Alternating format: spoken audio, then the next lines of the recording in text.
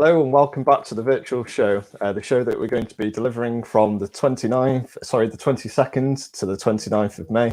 Over this period, we're going to be delivering on average 3 speakers a day. Today is a very busy day. We have 5 speakers coming to you with lots of variety, so very much looking forward to that. You can see all the previous speakers and all the speakers coming up on our website, which is cambrianphoto.co.uk. On there, you can see everything previous and also the lives that are coming up. So you can click on the links, make sure you get a reminder so you don't miss out on any of the lives that are coming up. The link in the description as well. We are also very happy to announce that all the virtual talks that we're doing are free. Because of this, we are asking for donations, which will go to chosen charities and our local food banks, which once again, the link can be found on our website. Thank you very much for joining us today. Please let us know that you're watching live. Give us a hello. Let us know that you're there. It's always nice to know that we're working. Lots of speakers later on today, including up next, who is Tesney. It's going to be giving a lovely talk on her wildlife photography. But now I'd like to introduce Lewis from Olympus. Please give him a nice big warm welcome in the comments. Hello, Lewis. How are you? Morning, not bad. How are you doing? I'm very well. So we had a bit of a moment then, just before we went live. I didn't think you was going to hold it together, not going to lie. I was waiting for you to crack. Yeah, I can slightly left out the laughter a bit now. I've done my bit. So yes, thanks for joining us. You're known as many names apparently now at Cambrian. Oh, brilliant. So okay. all good. On the last feed, I called you Olympus. Oh, excellent. I like that one. That's a good one, Olympus. Yeah. I heard that one before. Yeah. And also, I noticed in the bio that we've got on our website as well that I don't know whether it's self-titled or you've been given the honor of it, but Menu Master. Yeah, I have a lot of customers. I've overheard them talking about me to other customers, calling me a menu master or an Olympus guru. The Olympus guru is the one that actually stuck. As you've seen on our website and stuff, is what we are now advertised as an Olympus guru sometimes. But yeah, it's menu master amongst other things. So, yeah, no, it's lovely. Comments flooding in, so it's nice to see. We've got some looking forward to watching. Lewis, good morning. We've got nice highs. Can't wait. Olympus, struggling with a few bits. Well, if you're struggling, let us know your questions in the comments, and we can certainly get to them. We've got hi, Paul and Lewis from Howard. Hello. Yeah, lots and lots sort of flooding in. Yeah, you've got a little bit of a presentation sort of ready for us, haven't you, Olympus? So you're just going to give us like a brief sort of run through of some of the Olympus features. Yeah, I mean, nothing's kind of scripted as such. I don't like to plan too much because it all kind of goes out of the window when people start asking questions anyway. But yeah, I'm just going to kind of roughly go through the system and any hints and tips over the menus, basically. So hopefully it should appeal to both non-Olympus users and new and what's the word I'm looking for? Existing Olympus users. That's brilliant. Well, yeah, I'll let you sort of do your little bit. Please let us know your questions below as well, so we can get to them, and we'll just get to them as they come up as well. So drop them in the comments, and we'll get to them sort of straight away as well. So that's brilliant. Over to you, Lewis. Thank you very much. So thank you for joining me this morning, everybody. For those of you who don't know me or who've not seen me before, as Paul said, my name is Lewis Speight from Olympus UK. I cover the North area. So if you ask Olympus, everywhere north is north of Doncaster and north of Chester. So if you've seen me in North Wales, Northern Ireland, whether it be Scotland or whether you've seen me in the Midlands area, chances are, well, if you've been on a workshop there, chances are you've seen me before. Now, this is a very informal, for anybody that does know me, you know, I'm quite laid back. I don't like to do things too strict and too kind of, what's the word I'm looking for? Policed, as it were, or structured. I like to just kind of go with the flow and basically show you a few things about the system. So the plan is I'm going to go through a couple of hints and tips and features and things. Some of these have been covered already in the past in other various videos, so please bear with me if you've seen this before. But likewise, if you do have some of your own tips that you've seen or that you know of, please put them in the comments, share them with everybody else. It's what we're all here for. It's a community driven thing. This is not a one-way conversation. As much as I like talking to myself sometimes, I do like comments coming through, so I know that you guys are talking to me and I can respond to your comments. I'm going to kind of waffle on for about 5 or 10 minutes, maybe 15 if it gets exciting. But then after that, we're going to go through some Q&As between me and Paul, and we'll answer your questions that we've got. So in the meantime, whilst you're watching this, if you can think of absolutely anything, even if you think it's a silly question, honestly, please do ask the question, because chances are there'll be somebody in there watching thinking, oh, that was a good question. So please, comments coming through, let me know where you're watching from if you haven't already. Say hello if you've seen me before, if you've seen me on another workshop, what workshop is it? What camera do you use? Have you got any questions? What's your favorite features? All that type of thing. I want to see it. I want to read it. So keep them coming in. But in the meantime, what I'm going to do is, for those of you who haven't seen the Olympus range before, or for those of you who might find it quite complex and complicated looking at the, I suppose, the lineup, it's quite an easy thing to look at once you get your head around it. So we've only really got 3 main models. There's a couple of other models outside of that as well, but the 3 main ones are all under what they call the OMD umbrella. So quite often I hear people say, I've got an OMD, EM, OM1, EM3, 4, all this type of thing. The easiest way to remember it is, if you've got a viewfinder on your camera, you've probably got an OMD. And the OMD is the main range for our camera, so you don't have to worry about telling people you have an OMD EM1. Easiest way to remember it is you've got an EM1 or an EM10 or an EM5. And then within that, so you've got an EM10, an EM5, and drop your coffee cup. So there's nothing in it. And you've got an EM1, hence the big lens, just for an example. So there's only 3 main models, okay? And they go up in that order. So they go 10, 5, and 1. Now, thankfully, they're all on a Mark III version at the moment. So the current lineup is an EM10 Mark III, an EM5 Mark III, or an EM1 Mark III. There's also an EM1X, which is the big kind of top-end flagship thing, but they are the 3 main ones. So when you're talking about them, EM1 Mark III, so with 3 little I's, EM5 or EM10. Now, the main differences between the two, if you was to upgrade the model, so if you're an EM10 user and you're looking to maybe upgrade to an EM5, the quick thing, basically the easiest way of remembering it is it's better image stabilizer, much better focusing, it's weather sealed, and it has a full vari-angle screen. Not to name just a few of the features that you would get. Again, then if you go up to the EM1 range, you get better weather sealing again, much better image stabilizer, so you could hand hold your shutter speed for a good probably 4 or 5 seconds. We've tried it, I think, actually on the release video that we did for the EM1 Mark III. Me and Paul tested, and Paul was blown away at how well the image stabilizer performed.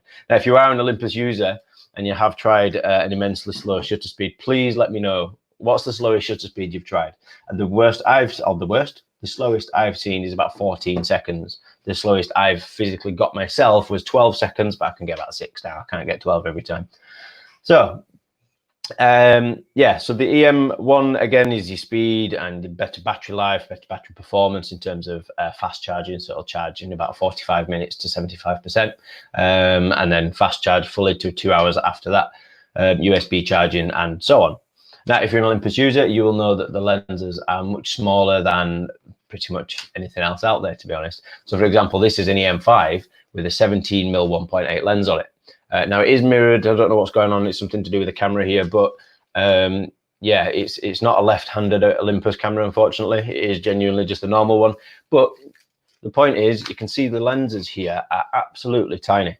So that is effectively a 34 or 35mm 1.8 lens, and it's definitely pocketable. Okay, and that is again one of the things that we get kind of praised for quite a lot. If you're looking to upgrade, depending on what lenses you are, we have a pro range of lenses which normally have kind of weather sealing, faster apertures, and much better optics in terms of sharpness. But if you are looking to upgrade and don't want to shell out that amount of money and something just to see you through and get you going, really a bit of creative inspiration, if you like, whilst you're in lockdown, things like the 45mm 1.8 is quite a good lens for the price. It doesn't cost all that much. Or if you're into macro, things like the 30mm macro, which is a nice quick buy. I think it's about 200 quid at the moment. But yeah, so I think there's a lot out there. You can spend anywhere from 180 quid to a good couple of grand on lenses, if you like.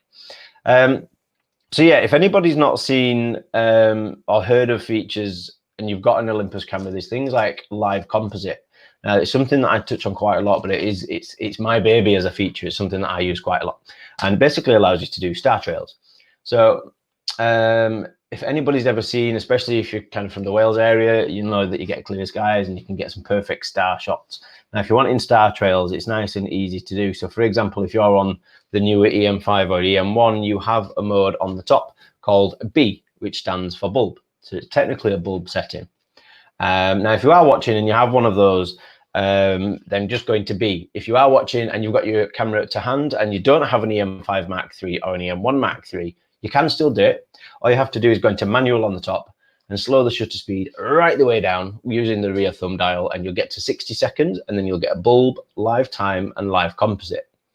Now, once you see live composite on the bottom of your screen, you're nearly there, to be honest. All you have to do then is stick it on a tripod, set your aperture to an adequate aperture. I'd normally open it as far as you can. And out of the box, it's set to what they call a 1 second interval timer. So what happens is, with live composite, instead of it taking one long shot and one long photograph, what it actually does is it stacks lots and lots of photographs on top of each other, so it never overexposes. And now this is the key point to me. It never overexposes. So you can leave that taking photographs for two and a half hours, or if you're on an EM1 Mark III, you can have it leave it for 6 hours, but it'll never overexpose. So any fireworks, lightning, star trails, anything like that, you don't have to worry about it getting too bright, and you can just leave it. And then come back, whether it be in the morning, if you've left it overnight in the garden, or later on in a couple of hours, and you'll see what, because it's only stacked the highlights of them images, you'll see you get a nice perfect star streak. Now, what I'll do later when me and Paul start talking about Q&As, I didn't kind of prepare for me to say and show the live composite, but I'll get a screen grab up of that kind of photograph so you know what I'm talking about. But if you have used live composite, please let us know in the comments. If you haven't, tell us why, because it might just be a case of never knowing it was there or never knowing how to get into it. But again, if you've got any questions, I know it's a quick kind of skim over, but if you do have any questions, please drop them in the comments and we can see what we can do. Now, I don't want to kind of waffle on too much as such. Now, I'm just going to quickly show you, if anybody's interested, the size of this thing. If anybody goes, well, I bought an Olympus because it was small and now we have this thing. Well, this is a 300mm f4. So it's the pro lens that we've got, but it's also got the 2x teleconverter on there. So if you think this is small, if you actually compare that to 1200mm DSLR lens, you'll be amazed. The 1200mm are, I don't think I'll even get it in this frame because they are huge, and it's got the same performance as that. Now, when you do have the 2x converter, it's still fully weather sealed. It drops down to an aperture of 8, but yeah, I mean, it's still relatively small for what you're getting. This is very popular with the wildlife landscapes even as well, because you can get right into the tops of mountains and things. So yeah, 300mm plus a 2x converter, good little combination really. And I'll be honest, that's probably the biggest kit that you will get, unless you end up getting the pre-released 150 to 400, which will be coming from us at some point as well, which is a bit bigger. But yeah, so now what I'm probably going to do, if Paul's still around in the scene somewhere, we're happy to go through some questions and comments and things, but I'll have a quick skim. Here we go. Just caught him from the coffee break. I'm back. yeah, just put my coffee down. Yeah, just while you're flicking through some of the lovely comments that we've had there, Lewis, I'd just like to say, that absolutely blown away that I managed to get a 5-second handheld exposure when we did do that video, and knowing that somebody has got, what did you say, a 15, 16? 14, yeah, 14 seconds I've 14. seen. Yeah. I mean, that's just absolutely, that's crazy. that really, really is. I mean, don't get me wrong, he's an ex-rifleman, so he did have a steady hand. But like I say, I've had 12 seconds, and that was, I mean, I can't do it again now, I don't think. I've tried a few times, but it was a one-off. But yeah, it's doable. It is doable. Yeah, no. And I'd just like to mention as well that we do have some one-to-one sessions available with Olympus that can be booked on with the link below as well. Also, that link is in the comments as well. So please click on that link and you'll be able to have a one-to-one session with the lovely Lewis that's here with us today. So So yeah, we've got some questions coming through. We've had one from Kirsty, which I have actually believed that she's booked on one of the one-to-ones, so it's something that we can go into a little bit of detail, but we might just touch on it now a little bit. I'm using an OMD EM10. I've started buffering a lot. I updated the firmware, and it has a little red square that flashes every time the picture has been taken. Okay. So that, Kirsty, I mean, just before I forget, Kirsty, you will get an email because you booked onto the one-to-one. Just after this, I'll drop you an email with a Zoom meeting. So keep your eyes on your emails as soon as I finish this one. But in terms of your question here, in regards to your question, sorry, it could be a couple of things. Number one, I would instinctively say it's a slow card, but if it's something that have not had an issue with before, and it has only come since you've done the firmware update, it might just be that your camera is now taking a higher res image, or might even be taking RAW, or if it's on a silent mode, for example, so it's taking more images than you probably think. That it might just be trying to offload them. That little red square means that it's saving to the card, and it can't do anything until your card has basically absorbed what the camera's trying to give you. So it's something we can work through on the one-to-one that we've got later, but it could be quite an easy, quick fix with that one. That's brilliant. This one we'll probably have to unpack a little bit. It's quite a big one. Could you explain the difference between focus stacking and focus bracketing, and the use of each, or for each? Sorry. So good question, Andy. We get this quite a lot, although it's funny because nobody tends to be brave enough to just ask the direct question. So it's something that I normally have to explain without somebody asking. But focus bracketing is basically when a camera takes photographs at different focusing points. So for example, a quick example, if you take a photograph of the ruler and I wanted to take a photograph focused there at, call it 30 centimeters in, what focus stacking will do, depending on how it's set, is it'll take a photograph there, you know, and all these various different points. Now, if you've just got focus bracketing turned on, that's all it will do. And you will end up with, well, you can set it to up to 999 photographs. So let's say you've got it set to 10 as an easy example. What it will do is it'll take 10 photographs at different focusing points. So then on your memory card, you'll just have 10 photographs, all focused at different points. Now, if you have focus stacking turned on, what it will then do, it will do all that. And then what it will then do at the end is it will stack all those photographs together so that you end up with one photograph with all those points in focus in one shot, effectively giving you a deeper depth of field. So a lot of people will use that for macro.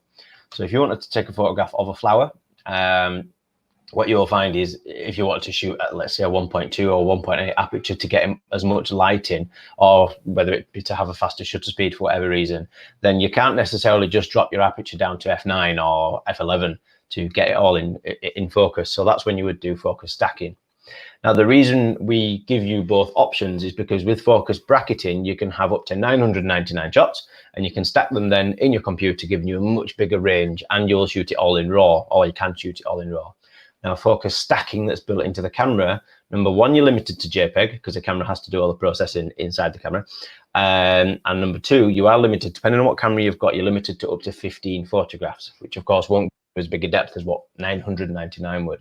Now, I know 1,000 shots is a bit overkill for most things, but if you're wanting to get really thorough and things, then just stick with bracketing and then stack them in your computer. But for most people and most things, focus stacking in the camera will give you everything you need in one go. I hope that answers the question, Andy. It's quite a long way to answer, but if not, drop us a comment and we can come back to it. Yeah, no, that was brilliant.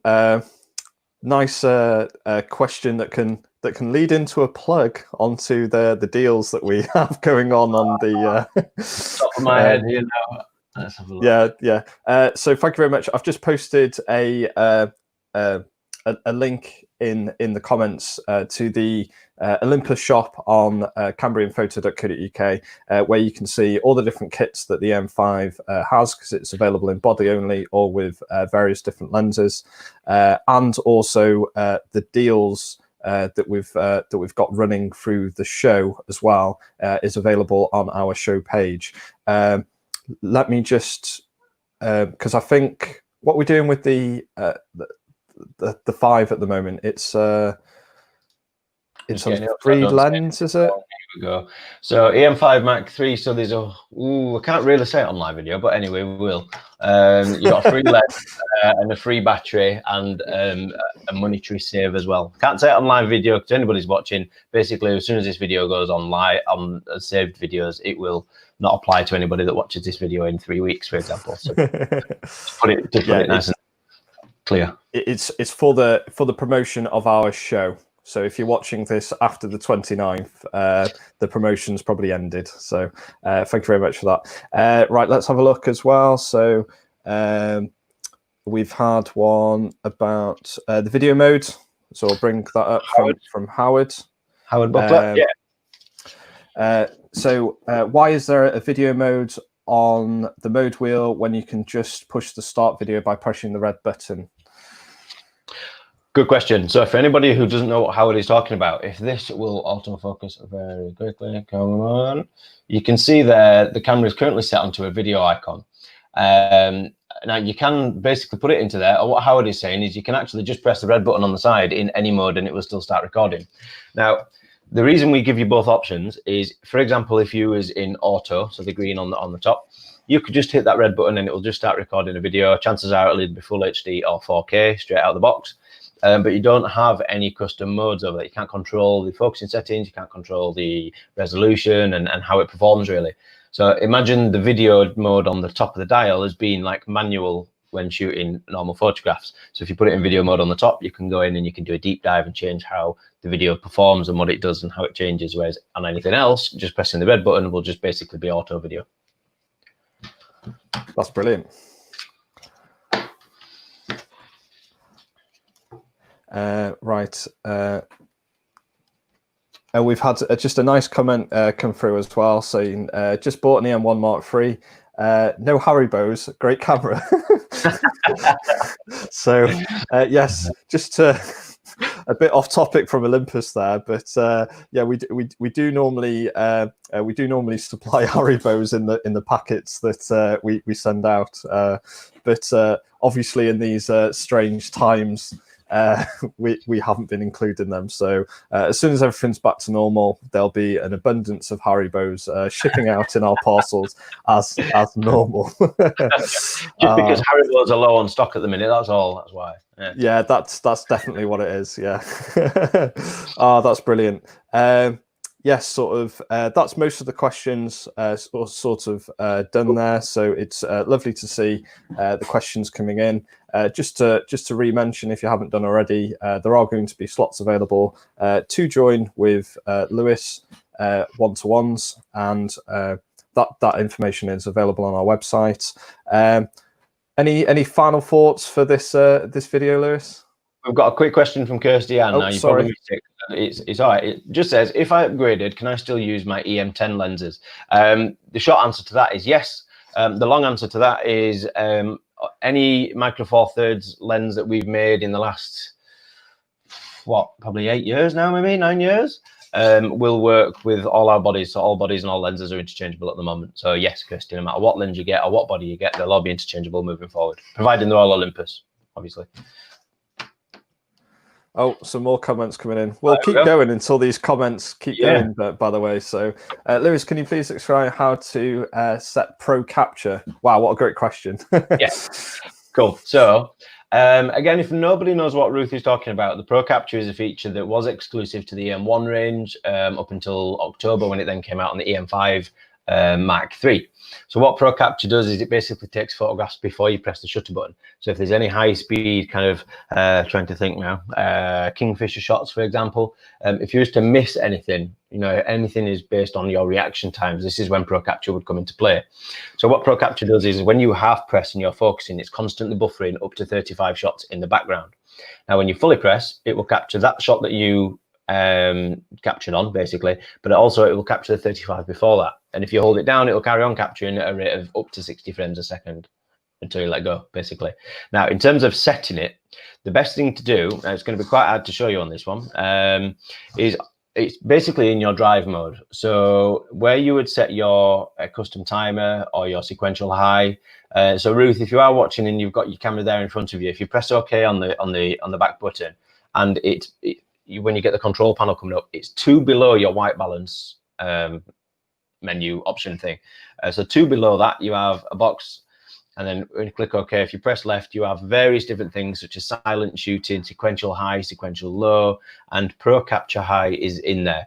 Now, one thing to remember, Pro Capture High will shoot at higher frames per second, but you are limited to effectively a single point autofocus, which means if a bird, for example, is flying towards you, it will fly itself out of focus during that sequence. Now, if you put it on Pro Capture Low, that will continuously track throughout that whole range, providing you have focus set up to be on continuous autofocus. Now, Ruth, if you want to go through a bit more thorough deep dive with that, again, book on a one-to-one with me this afternoon. I can gladly go through it because you can spend a good hour or so talking about just Pro Capture. So, yeah. No, that's brilliant. Had one from John here. Lou, I've had picture error come up on the Mark III a couple of times. Is it more likely a card error? John, that one is picture error comes up if it's had issues stacking your image. So if you've got either a high res shot enabled or whether it be something like focus stacking. If you say, for example, if you do high res shot, so it'll take a few shots by moving the sensor and then stack them together. If it notices anything significantly different, so as you sweep across, for example, whilst it's doing the high res shot, it knows that it can't stitch them together because it doesn't see any consistent patterns. Same with focus stacking. So if you do get picture error come up on the screen, chances are it's not your card. I mean, it can be, that's something else, but more than likely is the stacking error. So either try it without stacking or without high res shot, just do it on a single shot. And if you still get the same issue, then yes, we know it's your card. And if it is your card, I'll be honest, normally it's the read and write little switch thing on the side, but other than that, try a different card. No, that's brilliant, Lewis. You are literally. Where do you get all this information? It's just in there, isn't it? And you just I don't even out myself. Like, if you'd have asked me, this is why I find it harder to just talk. Like, if I just sit and talk for ages, I run out of things to say because I forget it's there. I need somebody to just pull it out. Yeah, we've had another one from. We could go on for hours here now. They're starting to flood in. So had one from Roy on the O&D EM5 Mark III with Olympus upgrade. Can I do tethering or otherwise? Read that again. So can I do tethering? I think is what we're getting to on that one. So I mean, there is. Let's just break that down a little bit as well, because obviously there is tethering, which some people may know as through a computer, and also potentially tethering through like a tablet or mobile as well, isn't there? So I think if we can maybe dig into those two. Yeah. So Roy, if you mean tethering with a computer, the software is already there. It's called Olympus Capture. So we have two programs at the moment. We have Olympus Workspace, which is used for importing all your images, updating your camera, seeing your images. It's a bit of a Lightroom-esque type of thing for cataloging and editing and all this type of thing. Now, Olympus Capture is a much simpler, smaller, and kind of basic program. And basically, all it will do is when you plug your camera in through USB, you have to select tether on the back of the camera, and everything will pop up. And basically all the videos, I don't know if you saw, I did a Facebook Live on Saturday on the Olympus page, Roy, about the behind the scenes of the videos. And how the camera was set up there was set up tethered to that program. And what it does, it's basically a live feed straight into the computer. So yeah, that's a way you could tether doing it that way. And every time you take a picture, it'll save to your designated folder and pop up then using Olympus Workspace. But yeah, so if you want to then tether to a phone or a tablet, you download a program called OI Share. And I'm not saying OI because I'm Northern. It stands for Olympus Image Share. So that'll be available in your Play Store or your App Store, both iPhones and Android. And that connects via Wi-Fi and Bluetooth.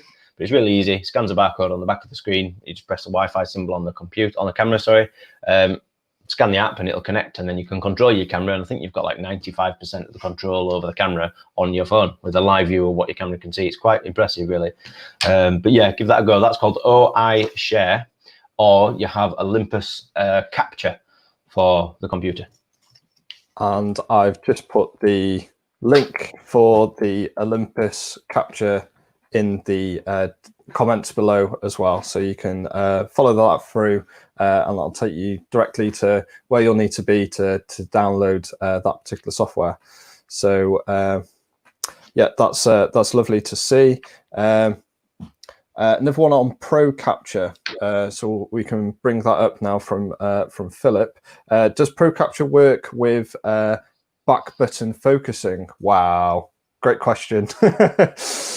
Yes, it does actually. There's not really a lot of elaborating we can do on that. It does. If you've got that focus set up and you turn Pro Capture on, it will just work the same. Now, remember, you do have to still half press the shutter button for it to do the Pro Capture thing. The back button will purely still focus. It won't trigger the Pro Capture as it was. You know, you'd still have to half press that shutter button, but chances are, by the time you've fully pressed it, it'd have already captured them because it's that quick anyway. So, no, that's brilliant.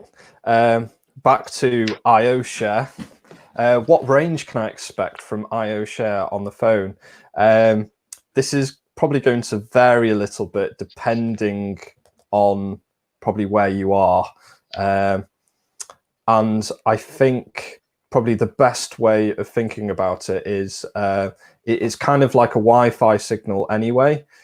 So if you're having areas in your house that you're struggling to get Wi-Fi, like on a computer or a phone, it's probably going to be a similar thing with the app as well. So it's a Wi-Fi signal, and how far that can reach. We've had it before. In fact, I think it was with you guys actually doing a workshop out in the mountains somewhere, and the range was actually quite far when there was nothing else around. But likewise, I've done training workshops and things in places like a John Lewis store where I'm surrounded by TVs and Wi-Fi's and computers and everything else, and it won't connect at all, even though I'm stood this far away from it. So it does genuinely depend on what's around you. That's brilliant. Yes, I think we're there now, Lou. I think we've managed to tackle fend them off. Yeah, no, they're there. They're there, and we're done. So thank you ever so much for commenting below. I think we'll leave it there for today. Obviously, we can't do these videos without you commenting, so it's absolutely lovely that everyone is jumping on these live stream with us and commenting as we go, and asking your questions. It's not possible without you. So once again, I'd like to say a big thank you for Lewis from Olympus joining us today, giving us a brief description on the lineup from all the three main models, and also brilliantly answering these questions, just like straight to the point. Off he goes. I'd be like, so it's lovely to have you on. So everyone, say thank you in the comments below to Lewis for joining us today. Lewis, I'll pop you back in there. I won't say the other thing. Yeah. Back in the green room. Yeah, cool. Thank you, everybody. And I'll speak to you after the live. Absolutely brilliant. Good to see what apparently I call him now as Olympus. Dear me. Yes, later on today, got a wonderful talk coming from wildlife photography, and also Photospeed are coming up as well, that are going to be doing a talk on paper calibration. And then at the end of the day, Kevin Mullins is going to give us his candid world of Kevin Mullins. So very much looking forward to all of those things. As always, if you've been watching live, thank you very much for commenting. If you're rewatching this video at any point, you can still comment, you can still like the video. If you're watching on our Facebook and YouTube pages, make sure that you like and follow our YouTube so you don't miss out on all the other live streams that are coming up sort of later on in the week. For me, for now, until later on, bye, and we'll see you then. Cheerio.